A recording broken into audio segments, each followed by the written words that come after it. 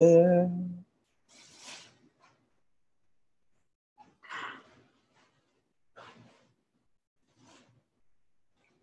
day of the week is it today? Monday. Okay. I was like, is this live? No, that wasn't live. Now we're live. Now we're live. Oh, All right. And are we good to go? We are good to go. Okay, perfect.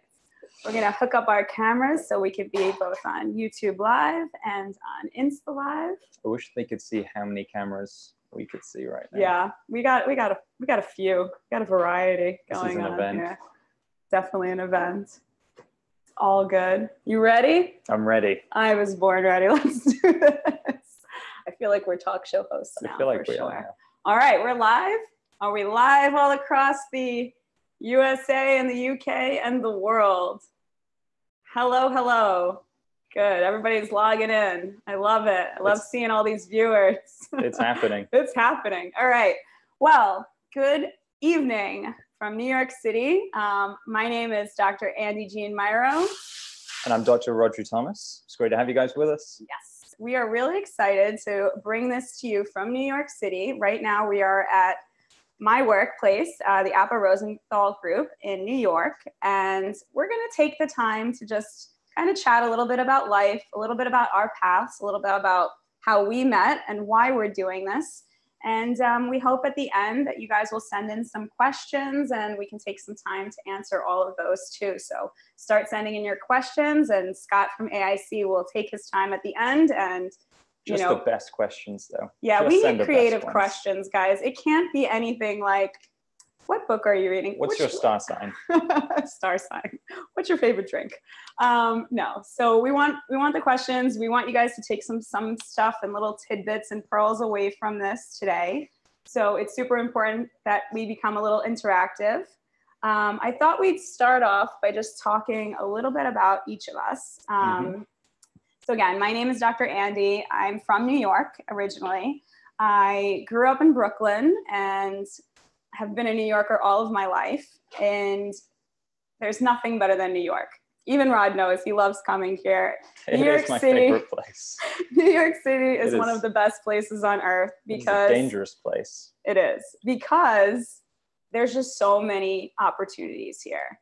I went to Nyu Dental School and it opened up the door for so many things in my life.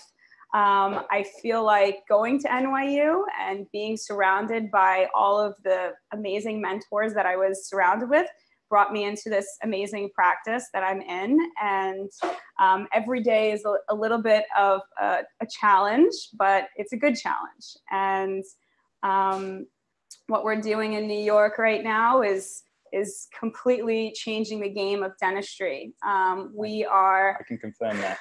We recently added some ceramists to our practice, and we're opening up 2 more operatories, 7 operatory practice in New York City, state-of-the-art dentistry. So we're really excited about that. But that's it for me. What about you, Rod? Tell the world about you. So I don't live in New York City. Damn, if you could pick the opposite, picture Lord of the Rings in your mind, and I live in the countryside in Wales, in the UK. So I went to Cardiff University, which isn't quite NYU. It's just below, just a hair. So that was where I did my initial training, and now I work in private practice at a place called Lodge Dental in Abergavenny. I'm sure you're all gonna want to go visit it now. Where is it? Lodge Dental in Abergavenny. That's beautifully a little bit of a tongue said. And so that's now where I work. But occasionally I get to do cool trips where I come and see Dr. Andy Jean Myro. Got to come to New York, which, like you said, is probably one of my favorite places. If I could, I'd spend even more time here. Absolutely. So I think what's really cool about what we're doing today is the power of social media. We became friends on social media before we became friends in real life. And I think for like a solid year or so that we just communicated on Instagram, like loving each other's work from different parts of the world before we even met. Should we tell them about the weird way that I first got involved? Definitely. So I had a cancellation at work one day, and I was already kind of bringing some family members over to New York, and I thought, what shall I do? I've got like half an hour to waste. And I'd already seen Dr. Mira on Instagram and everything. So I went onto the After Rosenthal website, under kind of one of those forms. I kind of reached out and I spoke to one of the ladies that works here. And I ended up being able to come into the office just for a little bit, which is when I met Dr. Mira. So it was me being just a little bit creepy, but just enough that it was healthy. A little stalkerish. No. And then I got to come in. And then since then, we managed to keep on touch through Instagram for a good year. For sure. I think that's one of the coolest parts about the world that we live in today. And I mean, we just finished up a course at NYU over the weekend for the Aesthetic Advantage Continuum, which is a continuum that is where we treat patients hands-on. We do veneer cases on patients, and people can actually bring a patient and be a part of it. And it's an amazing course. It is an amazing course. I've never seen anything. It is pretty like fun. What you'll see on that course. But people come from all over the world, and the way people hear about it is from Instagram. Like, I'm posting live at the course and people are messaging me and want to know more about it. So little side note, aestheticadvantage.com. You guys should check it out. And you should always come out to New York, send me a DM, send Rodri a DM. AIC is putting together some really cool things, and we're going to talk about it in a little bit so that you guys can stay tuned and hopefully learn from us in the future. So that would be really cool. So one of the things I wanted to kind of chat about is, how we got to where we are, because we practice in two different parts of the world, and very different. The dentistry is different. Absolutely. We definitely have things that we see similar in the ways that we treatment plan our patients, but there are also things that we see very different. And I think that one of the coolest things is that even though we do different types of dentistry, in the end, it's really all about making our patients happy. And we do it in a little bit of a different way. Yeah. I think it's all under the umbrella of aesthetics. Yeah. And I think we're both maybe creative people. Yes. And so that's what we enjoy doing, is kind of creating beautiful things. And you do it amazingly well. And in a little bit of a different way to how I do it, and probably anyone that's listening from the UK right now, probably different to how we're kind of taught to do it over there. And there isn't a right or a wrong way. They're just different ways, and they can both end up with kind of beautiful results. Absolutely. So I do mostly porcelain veneers. I work in a practice where it is, a very baseline treatment.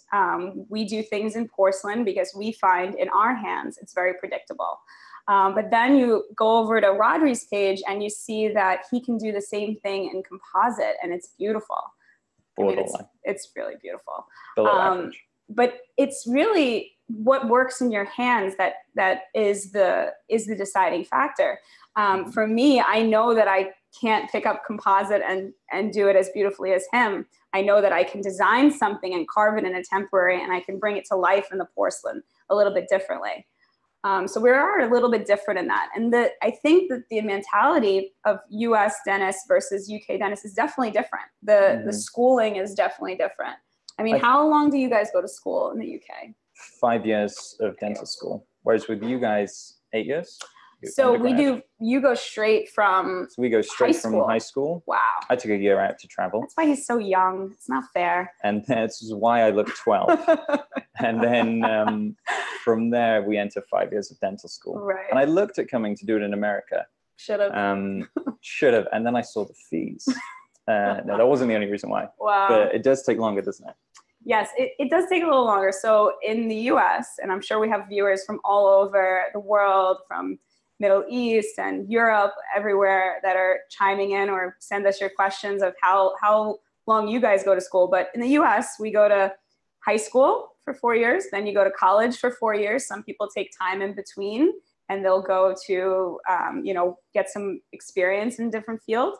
And then it's 4 years of dental school, and in New York, 1 year of residency. So basically, I was a professional student for most of my life. And then the day I left dental school, I'm like, wait, I don't have to do homework? Okay. Like, it's a little different, Should we tell them how you ended up here? Oh, yes, definitely. So one of the biggest things that I People find... will be very interested in this, won't they? Stalking 101. So one of the biggest things, and maybe one of the biggest take home messages that I can, or the best advice I could give to a young dentist, because I get this all the time. And this last weekend, we had dentists from all over the world coming and asking me, like, how did you learn this? What did you do? Continuing education is a huge part of that.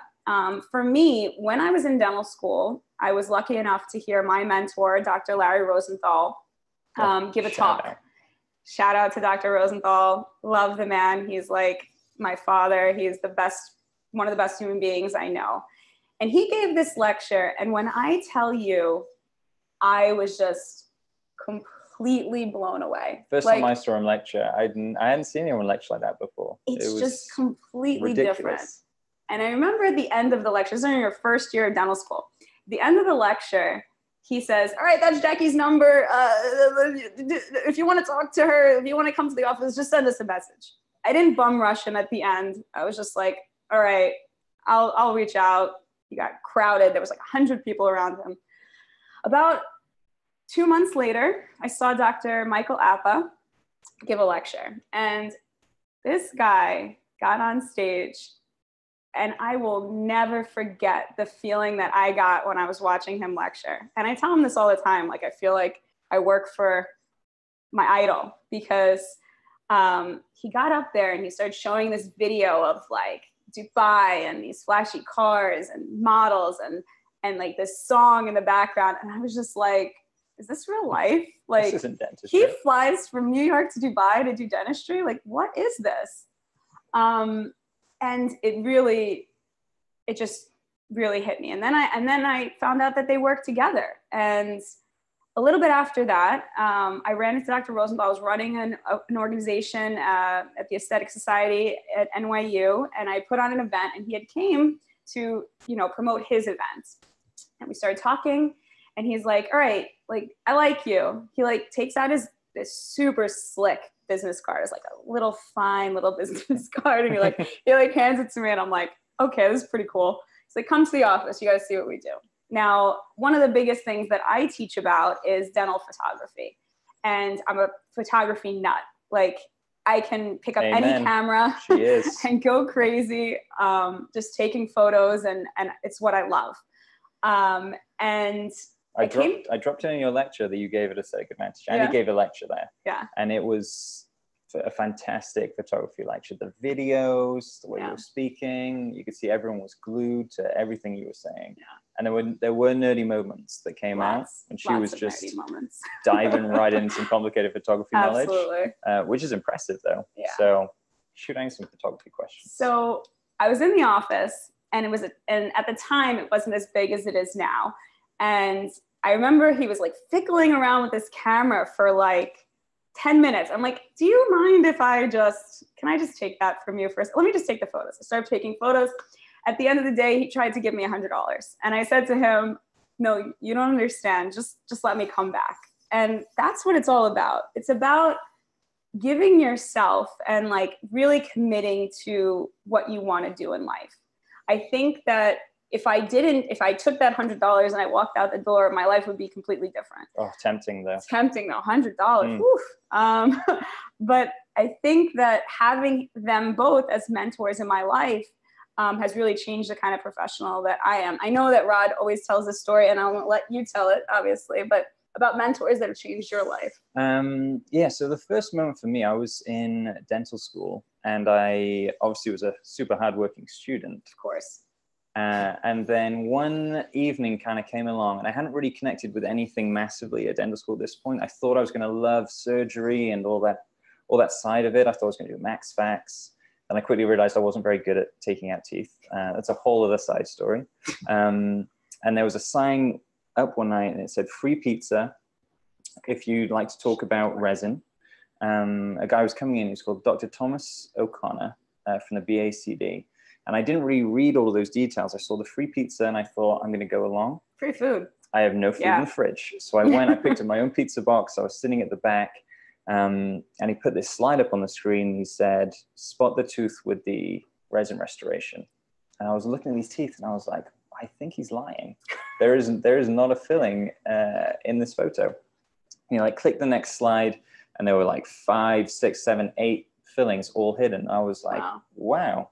Because it was the first time maybe that I'd seen kind of real creativity and artwork put into a smile. And then I became obsessed, and I went home and I was watching every YouTube video and everything I could find really online, all about initially resin, which I didn't realize was like a really nice pathway and corridor into aesthetics as a whole, and how I can see similarities between that and ceramic and the way you talk with a technician and layering and things like that. So that was a really defining moment for me.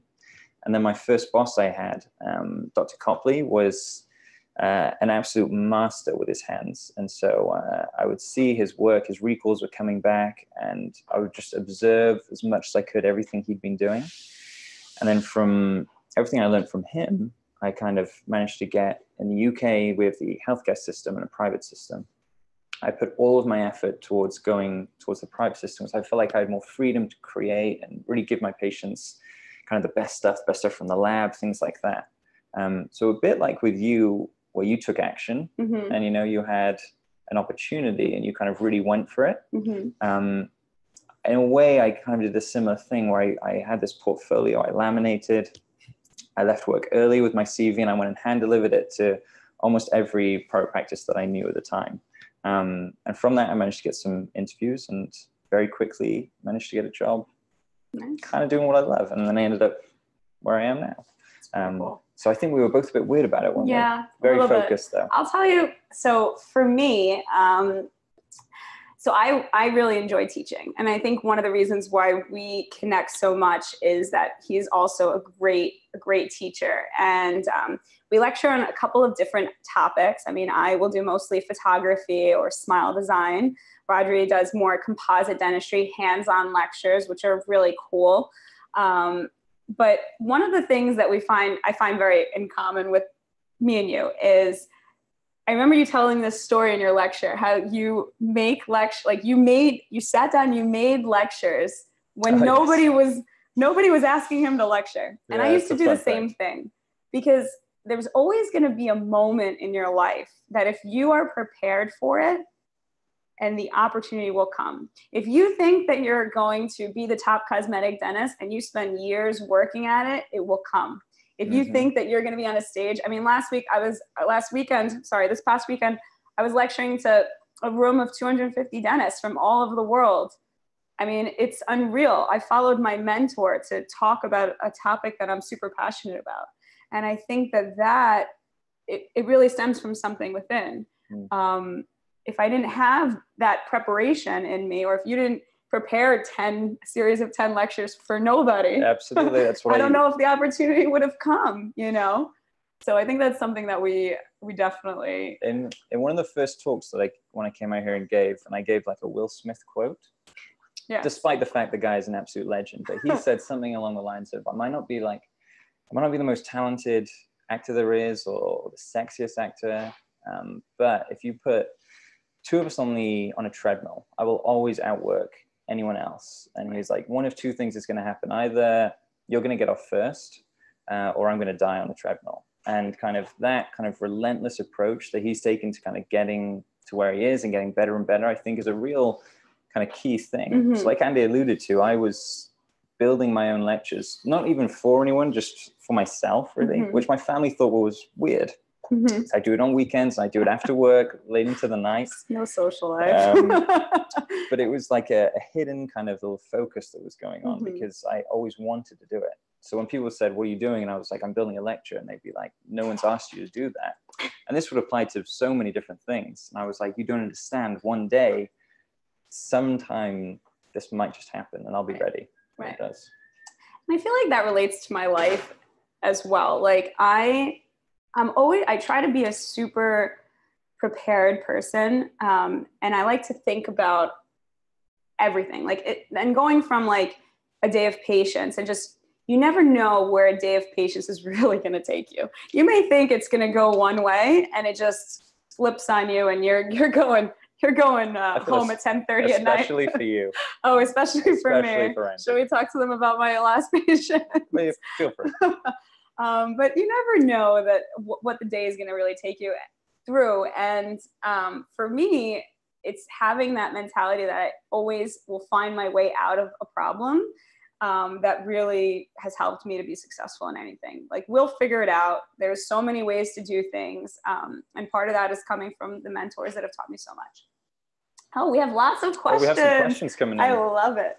Yeah, I'm going to definitely go to selfie mode. Okay, we're going to get the phone up here. Sorry. What's happening? I wish you could see the technology that's happening behind the screen right now. This is serious technology right now. Okay, we have questions. We're going to flip this around. Let's scroll up, guys. Wow, lots of comments. Oh, this is good interaction. Join. Okay, I waved at people.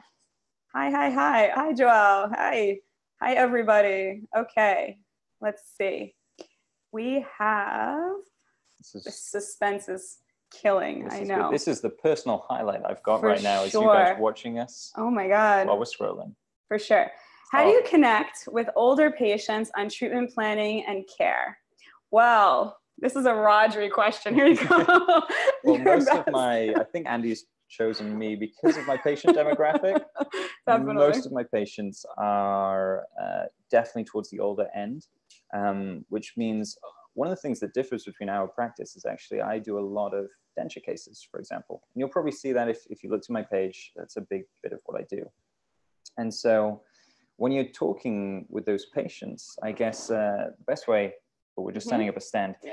The best way I try to connect with them is that I'm, or with any patient, in fact, I always put myself in their shoes and I treat them all as though they were a family member of mine. So I'll let them know I always want to do the best for them. And if I have examples of things I can kind of show them, I'm going to just switch screens right now. If I have examples of things I can show them, and be like, I think I can take you from here to here. So whether that's before and afters from other cases or videos I've got to show them. And I will always make sure my first consultation, is a good kind of hour in length. So we can really discuss things start to finish. I can have plenty of questions kind of come that way. Because you can't rush those things. That first time you're building rapport with a patient, young patients, old patients, sometimes the old patients do tend to be more careful. I guess. I don't know if you found that. Yeah, maybe no, definitely. They think I'm 12 when I walk into the room. They're like, is the doctor coming in? And I'm like, I'm the doctor. I've been here for 4 years. I know what's going on in your mouth. I'm here to help you. Yeah. But it is harder, and it's harder. Like, how do you feel? And I'm just going to move this a little bit more this way. So, well, let's go back to the horizontal. Oh, nice. Sorry. Seamless. We got that. Okay, double chinned it up. So one of the most interesting things that I feel like is, how is it when you came into your practice? Because a lot of my younger students will ask me, like, how did you find a practice right out of school? Like, you obviously went out there and you did it. I had my mentors that helped me do it. But I think one of the things that you should be doing is how do you distinguish yourself? You have to build a brand that is about you. I mean, my boss, Dr. Appa, Dr. Rosenthal, they've built these empires of cosmetic dentistries, much like AIC is doing now. I mean, they're building a brand, and from that brand, people will seek it out because they associate that with quality. For me, building a brand underneath two people that are very strong dentists, I'm different. I'm a woman dentist in New York City. I'm a woman cosmetic dentist. That's my angle. I'm gentle. I love cosmetic dentistry. It's, for me, one of the funnest things that I've ever done in my entire life. We were having breakfast the other day, and he asked me, if you didn't do dentistry, what would you do? And true story. And actually, I went home that night and I really thought about it. You did? I really did, because I love dentistry so much. Obviously, there are days where you have bad days. There are days when you have good days. But dentistry makes me so happy that I don't know what I would do if I didn't do dentistry. I think it's a very unique job, because we get to, essentially, at the core, you're helping people, aren't you? And like I said before, we're both kind of maybe creatively involved. There's no other job quite like it, where you can express an artistic side and a creative side while kind of simultaneously helping people. Absolutely. Which is probably the two things I think we both love to do. So we did briefly talk about this over breakfast. She is telling the truth. And I don't think we could either of us do just a purely artistic thing. So we felt like maybe we weren't making enough of an impact. But if we can take what we do with our hands and bring it into the patient world, I think that's brilliant. I could drop a load of books that I've read right now all about this. Peter Korn, Why We Create Things and Why It Matters. It's a good read for everyone. But yeah, I think that's why we both kind of got drawn towards aesthetic dentistry. I mean, you know, I'm not gonna lie. I have days where it's hard. Like I have a tough patient where I've taken them from really not good looking teeth to beautiful teeth and they're not happy. Like those days are probably the worst, because when you're really passionate about what you do, how do you say to a person like, your teeth are absolutely stunning and they're still not happy? And that will happen. It will happen more. The more you do it, the more it may happen. We have steps in place to make it a little bit more predictable. The way we do things, we have a system that's in place where we have checkpoints at different spots for the patients to approve things and make it more predictable. And we have very high-end ceramists. I mean, for you, I'm sure it's a little bit different also, because the way you interact with your patients, you're doing it chair side. So they're getting up, they're seeing it immediately and they can see the aesthetic. But there's also things like factors like healing tissue, all of those things that have to come into play also. Absolutely. And yeah, you always want to give them a little heads up before that on the healing tissues, I think. You know, it's good to say these things at the beginning before you start treating, rather than feels like you're making excuses at the end. Absolutely. You know? Yeah, more questions. Wow, we got lots of questions. Everyone. Okay. Is it true there are cheaper kinds of ceramic for veneers and more expensive kinds? Well, there are definitely a variation of things. So ceramic, and we'll talk a little bit about composite, because I'm sure the same is true. You have very high-end composite and very low-end composite. Let's double it up. Yeah. So for porcelain, really, you can get a crown or you can get a veneer from the lab that costs $50, or you can get a crown or veneer that costs $550. The difference is the person making the ceramic. Now I'm just going to flip around. Now, I don't know, people are going to get a little tidbit of the office, but right over there is our new lab. And we have our ceramists. They're working late. Say hi. He's over there. That's one of our ceramists. And they are sitting there creating lifelike restorations. If you're going to a dentist and the dentist, you know, there's nothing wrong with having good quality dentistry at a lower price if you can do it well. We've found that because the process is a little bit longer and it takes a lot of time, there's a lot of intricacies of building ceramic, that it does require charging the patient more. And you shouldn't be afraid to charge more. Even when you're doing your composite veneers, you're charging for your time. You have to. I absolutely agree with you. Yeah. And if there's a certain skill you have to offer that you truly believe in and you think you can deliver that to a patient, then I think you need to charge appropriately. But like you said, there's always a human element, I think, that goes along with how you're going to price certain things. So these guys that you just showed on camera have ridiculously amazing skills. Yeah. And they've spent years perfecting this art. It's an art. You're not paying for the veneer. You're paying for the 10, 20, 30 years behind that veneer, essentially. And that innate ability that they probably have.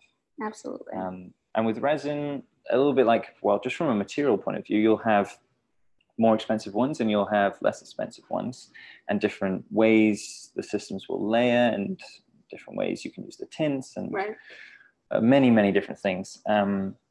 But it all comes down to how you use it in your own hands. So I sometimes don't use kind of the very expensive resins necessarily. I'm just using ones that I think work best in that situation. And then you just rely on the way you can finish everything and how you might prepare it kind of beforehand, rather than too much on the price of it. Yeah. But even then though, like, you're charging for your time, aren't you? Oh yeah. You have to. Yeah. Because your composite, to do a composite veneer, it probably takes me longer than to do a porcelain veneer. Like it takes hours. It's a small marathon, I would say, and the patients love it. Yeah. They love sitting in the chair for that long. Oh man. You got to find a way to break it up if you can. But yeah, it's always important, especially if you do this kind of stuff. I think then you need to charge for your time. Absolutely. What you feel comfortable with. Absolutely. Okay, we've got more. I like your team, Andy, lab ceramist too, and congratulations for the new office. Thank you. My question is, how long to finalize the ceramic? So I will interpret that as how long does it take from start to finish to do a case?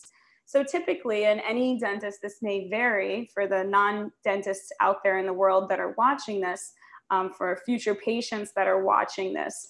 The process really varies. We can get it done in as little as 4 days, or it can take 2 weeks, depending on how many teeth we're doing and kind of the requirements of the case. If we need to make substructures for crowns, maybe that'll add a little bit of time. But you guys are pretty unique in that way as well. Yeah. Like a 4-day service. Yeah, that's pretty. We're trying to get it down. Very special. We're trying to get it down for patients that want to fly in for 2 days. I know in Dubai, they can do it in about 2 days, start to finish, which is absolutely incredible to be able to transform somebody's smile in 2 days. That's powerful. I mean, but then again, let's think about this. Like you do it in a single session, 1 day. 1 day. Sometimes I'll do it. I'm overselling you. 1 day. She's overselling me. I think we sound great. Okay, let's see. Any advice to dental students who want to be a respected cosmetic dentistry? Okay, I get this question all the time. Mm-hmm. And I will tell you this. I am so passionate about what I do. And a lot of people come into this practice and they want to shadow, want to learn, and I totally respect that. When I came here, I had zero intentions of working here. And I will kid you not, I thought to myself, there is no way they're ever going to hire me as a dentist. So let me just get my information, learn as much as I can, and it'll help me when I'm out there in the world. And look at you now. And one day it's so funny because I wrote the date down. It's so weird. I did. What was it? It was April 21st, 2015. Fantastic. That was the day that changed my life. I have it in my phone. The day that changed my life. Because that was the day Dr. Appa asked me to join the practice. And I never thought, that's not what I thought my life was going to be like. I didn't think I was going to work here. So my advice to younger dentists that are out there is really, you have to build your skills and you have to have a mentor. I love teaching. I teach at NYU on Fridays, as many Fridays as I can get there. But having a mentor is super important. Taking continuing education. And this is why we're linking up with AIC. AIC is going to bring something to this dental world for future dentists that you have no idea how incredible it's Changing the game. Changing the game. In New York City, like, I was lucky I went to NYU. Did you get a lot of big speakers where you lived at your dental school? We had the occasional speaker in, but I would not put them anywhere near the level of speakers that you've had at NYU. Yeah. I mean, New York City really is it's like the true heart, isn't it? You know, if you're like from the UK and people talk about coming here and the energy and all that stuff, then we kind of make fun of you guys for using those kind of words. Yeah. But then once you're here, you're kind of taken into the whole thing. Right. And I think it's the perfect place to set something like this up. Right. Absolutely. So a little bit, I mean, my understanding of what AIC will be, because we're definitely in the beginning phases of it and doing things like this Instagram Live where we can interact with dentists that want to take courses. You know, having a good continuing education. Dental school is not enough by far. How much did you think you knew when you graduated? Oh my God, I thought I knew it all. I thought I knew so much. Not at all. And I'll probably look back now and just realize there just keeps being so many things you just won't know. It's true. And it's so important. The continuing education or having a mentor, like you had the best mentors. Yeah. They were amazing mentors. Yeah. Is so important. If you're going to try and be a respected cosmetic dentist, then do that. And my other little bit of advice is never let an ego aspect get in the way of anything, which is a big threat, I'd say. amongst kind of a lot of careers, but definitely within dentistry. I think maybe it's a little bit heightened sometimes. So just always remember there's a lot of dentists all trying their best to do what they can do. And just stay humble in everything that you do and try and learn as many things as you can along the way. But you're always going to keep learning new things all the time. So we've been on for about 34 minutes. What other questions do you guys have? Are we getting any questions on the AIC feed? Okay, well, I will say this. I mean, there's still a couple questions on here. Oh, what is Mike's soundtrack of choice this week? Anything on Spotify. Go to Spotify at Dr. Abba. He'll have 50 more followers by the end of the day. I think there was a which composite do you use? Oh, which composite do you use? Go ahead, composite. So cervical. 90. She loves the way I say cervical because it's British and we invented the language first. Great. So the composite I use the most is Empress Direct. And that was recommended to me by Minish Patel. If you're watching, Minish, hello. Oh, hi. We're friends on Instagram. Eventually, we'll be friends in real life. I'm just putting that out there. And so I use it purely because I feel it works really well in my hands. I think I've used almost every single system now. So it'll be a combination of that, sometimes Renamel, but almost 98% of my cases are Empress Direct. Wow. Bit of Gradia. Cool. Very exciting. Yeah. Did we have any other good questions come in? What did I want to say? There was totally lost. I like that. Tiffany Family Dental. No doubt. Stay humble. Stay Truth. humble. Truth. Represent. Let's see. Oh, so what I wanted to bring up is, I mean, we both have Instagram for different reasons. I mean, I find that my Instagram, especially being a younger dentist, has become like my business card. So for me, when I put cases out on Instagram, as much as it is for other dentists to look at, and I'm glad I have people looking at it that are, dentists from all over the world, really what I put out onto Instagram is to attract patients. I've gotten a really good amount of patients off of my Instagram, and they come to me and they say to me, and there's one in particular, I'm sure she's watching because she's my biggest supporter, but that has come to me and she said to me, she's like, I could have afforded to go to, a higher fee doctor. I could have went to your boss. I could have went anywhere in the world, but I chose you because I felt like I knew you based on your Instagram. And I felt like there was something special about you. And I think having these portals where we can connect with patients are super important. You kind of get your personality across as well. I try to. Yeah. I think Andy's social media game is far, far stronger than mine. But you use Everybody's it really sleeping in London, so it's not fair. Because you can use it as a real proper tool to attract patients, especially because you're based within a city, and especially as it's New York. Right. But to say that, that's true. But I get patients from all over. I just recently fly in. They fly in, and because we can do it so fast, they stay for a week in New York City. Who wouldn't want to stay in New York City around the holidays? And we do the dentistry. I mean, get in the chair. I flew in for a week. But I think that is really cool. I mean, I had a patient in last week from Texas, and one from Germany the week before, and California the week before that. So I think that's amazing to talk about the reach that Instagram really does give you. And one of the other aspects, I think, because Andy said ours is a little bit different. So mine isn't necessarily so much for patients. If you look at some of my photos, you'll quickly realize that. Mine's more for kind of other dentists and my mum. No, it's for other dentists, more so than patients. A couple patients will come through every now and then, but one of the things that you can get through maybe building a little social media presence and things like that is, and you've probably had this as well, offers of maybe doing things like a lecture or a teaching gig. One came through recently for something in Amsterdam. Wow. I know you've had something come through. Yeah, somebody wants to take me to London, and I saw one from Australia. That's pretty cool. I mean, I love teaching. I know you do too, and that's why we're excited to collaborate 100%. With AIC and bring you lectures at the AIC Center when it's built. So that's really cool. But to be able to travel the world, I mean, you travel all over to give lectures. I dabble sometimes. Were you in No, you weren't in Africa. Where were you most recently?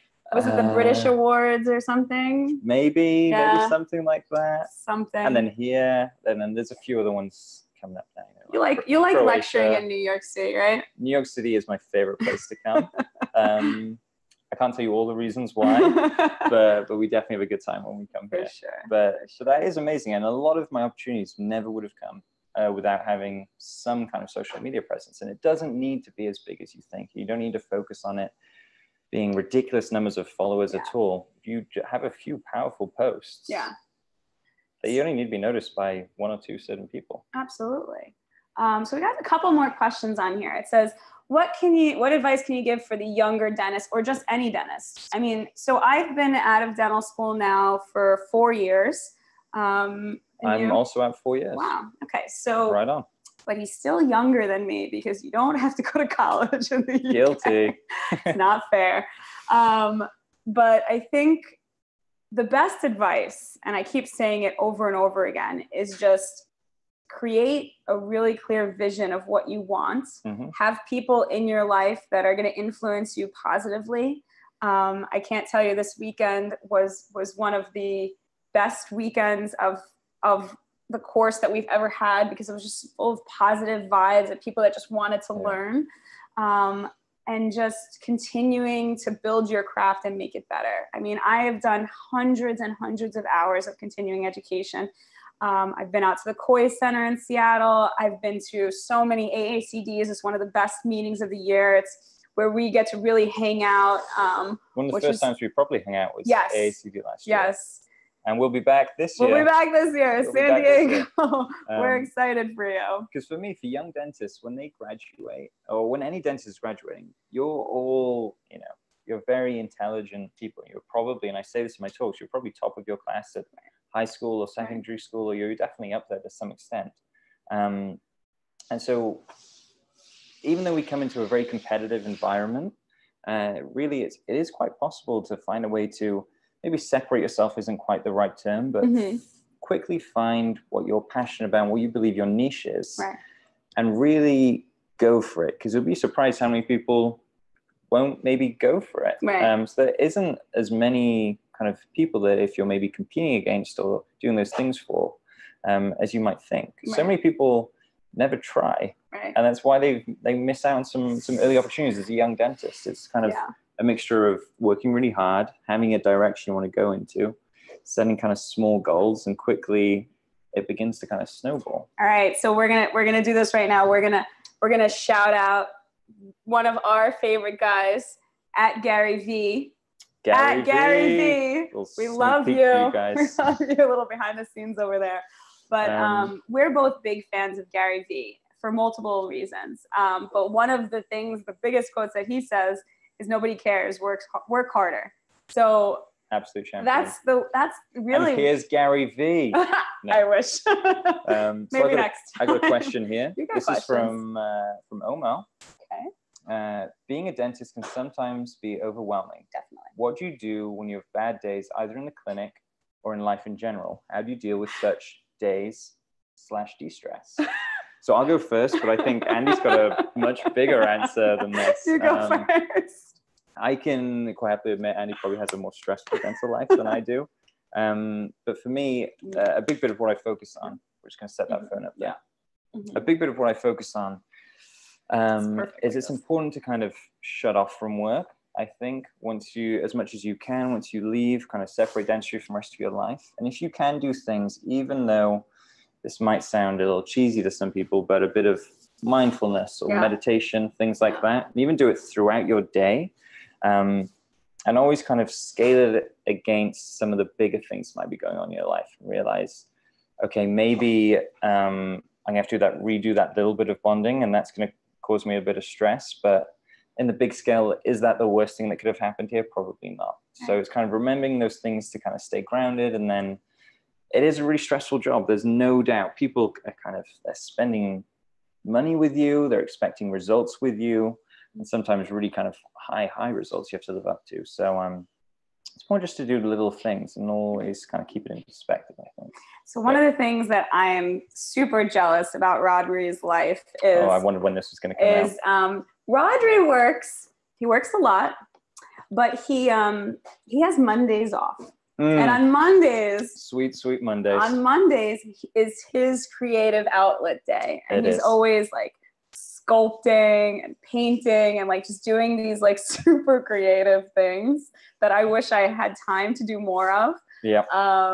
But like that for you has to be a big way you let your stress out. I think so. I was reading something literally yesterday about how people that maybe have stressful jobs will have like an outlet. And I think it's really important. So for me, like Andy says, I will paint or sculpt or sometimes build like a lecture or something vaguely academic on a Monday. But if I'm not doing that, I'll be working with my hands. So I think I'm still improving my dentistry. Absolutely. And keeping that artistic side going. But it doesn't matter if I slip or something happens terrible to a painting. Really, it's just I'm having fun. Right. And then I feel like I'm even more focused for the other 4 days. But if you're like Andy and you can keep that focus going 24/7, 7 days a week, then kudos to you. Yeah. For me, one of the biggest outlets that I have is like working out and trying to like just get my stress out. I find that going home and playing with my puppies is a great stress relief. I just saw for the first time the other day. Yeah, my little puppies. Cute. But it's about a work-life balance. Like I work really hard and I'm super fortunate that I have great people in my life that privilege me to the I feel special. That privilege me to the best things and going to different events after work, which is really great, and just being able to mingle and as you can tell, I like talking to people. I'm Italian from Brooklyn, so that just all day long I'll be talking. So that for me is really helpful. And then of course our favorite outlet, old fashions. For sure. Just a bit of whiskey, just a little bit on a Monday, Tuesday, or Wednesday, Thursday, Friday. So we've got one. We got a couple more. Oh, that's your guy, Dr. Nick. I hope you're still on. Nickel. We were just talking about you. We went to Cardiff University together. Oh, wow. Shout out there. Friends. And he says, amazing orthodontist. Not everybody is sleeping in London. Do you integrate your orthodontics into your cases? And how important is multidisciplinary dental care in your day-to-day practices? Naturally biased because I'm an orthodontist. Okay, so I work with orthodontists all day long. We have lots of cases that are interactive between our orthodontics and us. And there are a lot of cases that can be achieved restoratively once the orthodontics are at a certain place. There are a good majority of patients that come to me and say, I've done Invisalign for 5 years. It doesn't work for me. I've done ortho. It relapsed. I was in ortho 3 times. I had 4 teeth extracted. It's just not working for me. These spaces came back. I'm sure Nick's loving this right now. He's not going to be happy with what I'm saying, but it really comes down to what the patient wants. If the patient has been through ortho 3 times, I can't tell them, go back to ortho. I mean, I can, and I do. I present all treatment options to the patients. But, it's hard to say to somebody, you've been in braces 3 times. The 4th time is going to be the time that you win. So while being very minimally invasive, I try to restore the patient back to a place that they are going to be happy aesthetically. And, I don't like to cut teeth. That's not what I enjoy to do as a dentist. If I could do something prepless or minimum prep, I'm happy to do it. And he's going to start doing complete dentures. This is actually what this whole thing's for. We're releasing the news. Oh God. And for me in my practice, from like a working within other professionals wise, it's my brother-in-law, Dr. Cameron Curry. I don't know if you're watching. No pressure if you're not right now that I've name dropped you. He'll watch it later. Don't worry. He works with endodontics all the time. So I luckily don't have to do root fillings. I'm not sure if you do root fillings. I'm pretty sure no. I knew the answer to that question. I was just being nice. Which is great because it means something will come back that someone who is far, far better at it than I am has given a perfect result in my eyes. And then I can go on and do my best dentistry when someone else has kind of done their bit in that case. I know we've both worked with periodontists as well. Just for you, Nick, I've worked on a lovely peg lateral case where I was measuring things with the orthodontist and we kind of adjusted one side and got it all kind of evened up again. So I think working with a whole team is just 100% what you have to do. It's invaluable. Absolutely. Okay. Maybe one more question and then we're going to wrap up. Okay. I like this one. How does it feel to be the best woman in dentistry in the world? No, we're not going to ask that question. It feels wonderful. How does it feel, Rob? It is a special place in my heart. Any tips for choosing the right job after graduating? Okay. Oh, good question. Yes, that is Ronnie. A good question. Okay. From the UK, I'm sure. Of course. How do you know? Oh, I you just know. Your Instagram know. I Okay. Know. For me, so I worked in other practices. Out of school, I came and joined the Apple Rosenthal group part-time. And I worked part-time in two other offices, which were great offices to work at. They definitely were with dentists that maybe we didn't share the same vision of treatment, patient treatment. And I think that is probably the most deciding factor. The way I've been trained working with my colleagues and working with Dr. Appa and Dr. Rosenthal, I see things differently than other dentists. So to be told like, no, you have to go through 6 months of this and do these things, when I know that we can do it a different way and do it faster and more efficient and get great results for the patients. And I know what the recalls look like 20 years down the line because I'm seeing it in my hygiene. Really special. Like that is one of the biggest things. So finding somebody, when you're working with somebody, and I always used to say to people when they would say they would want to hire me out of dental school, and I was looking for that part-time job, I would say to them like, that is really nice to you. That's really nice that you really want to offer me a job, but I feel like I need to spend some time in your clinic to understand how you work with your patients before I can decide what, if we can move forward. And people were a little apprehensive about that. What do you mean? I'm offering you a job. Well, if we're not going to have the same way that we treat patients, then I'm not going to be happy at the end of the day. And you'd probably find out in less really than quick. within half an hour. Yeah. I reckon you definitely get a feel for the whole thing. So I think it's a really good idea. Absolutely. I didn't even think of that one. That's all you. I couldn't agree more with that actually. But choosing the right there's job. plenty of things you can research online, and now more and more pages have social media, things like that. It's another way to get a feel for a place.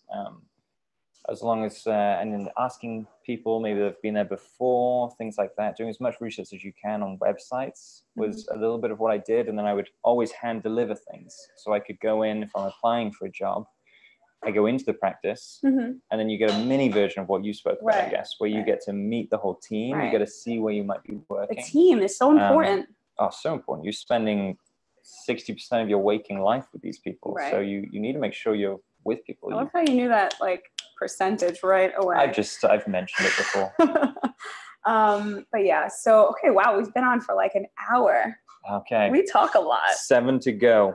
Time for a drink. Marathon. Thank you guys for tuning in. I hope that this is not the last time. Maybe we'll do this from New York to the UK and sometime in the future.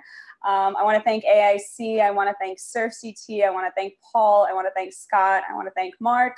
You guys have been awesome to organize this. I got it all in. I had it ready to go. I was going to come on me. So thank you so much, guys. Thank you so much for tuning in, and I really appreciate it. Oh, Manish just came on. Damn it, you missed it. Thank you guys for everything, and we'll see you soon. Okay. Bye. Bye-bye. Bye. Let's see how we did. 105 viewers. Sorry.